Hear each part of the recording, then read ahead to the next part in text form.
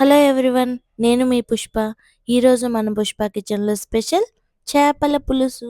నాకు ముందు వచ్చేది కాదండి ఈ చేపల పులుసు. ఎప్పుడు ట్రై చేసినా ఫెయిల్ అయ్యేది. కానీ ఒక్కసారి ఈ స్టైల్లో చేయండి, సూపర్గా వస్తుంది. ముందుగా ఒక బౌల్ తీసుకొని తగినంత ఆయిల్ వేసి ఆనియన్స్, కొంచెం పసుపు వేసి బాగా ఫ్రై చేసుకోండి. అలాగే కొంచెం అల్లం వెల్లుల్లి పేస్ట్ కూడా వేసి బాగా ఫ్రై చేసుకోండి. అలాగే రుచికి తగ్గట్టు సాల్ట్, కారము, ధనియా పౌడర్ అండ్ కొంచెం గరం మసాలా వేసి బాగా ఫ్రై చేసుకోండి.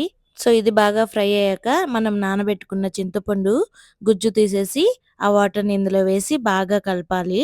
మరోపక్క ప్యాన్ తీసుకొని లైట్గా హీట్ అయ్యాక కొన్ని ఆవాలు, మెంతులు, జీలకర్ర వేసి బాగా ఫ్రై చేసుకొని మిక్సీ పట్టుకోండి. సో ఆల్రెడీ ఫ్రై అవుతుంది కదా, మనం చింతపండు వాటర్ వేసి చేసుకుంది, దాంట్లో ఈ పౌడర్ వేసి కలపాలి. అలాగే కాసేపు ఉడికించాలి. సో ఇది బాగా ఉడికాక మనము పక్కన కడిగి పెట్టుకున్న చేపల్ని వేసి ఒక్కసారి కలపండి, బాగా ఆ ఫ్లేవర్ దానికి పట్టేలాగా. ముందే చెప్తున్నాను, ఎక్కువ కలబెట్టకూడదండి ఒక్కసారి చేపలు వేస్తే. పెద్దలు అంటారు కదా, చేప ఉడికి చెడు, మాంసం ఉడక చెడు అని. సో ఎక్కువ బాయిల్ అయితే చేప చెదిరిపోతుందండి.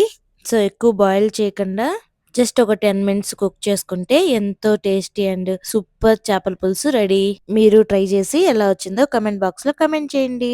సో ఇలాంటి మరెన్నో వీడియోస్ కోసం don't forget to like, share and subscribe.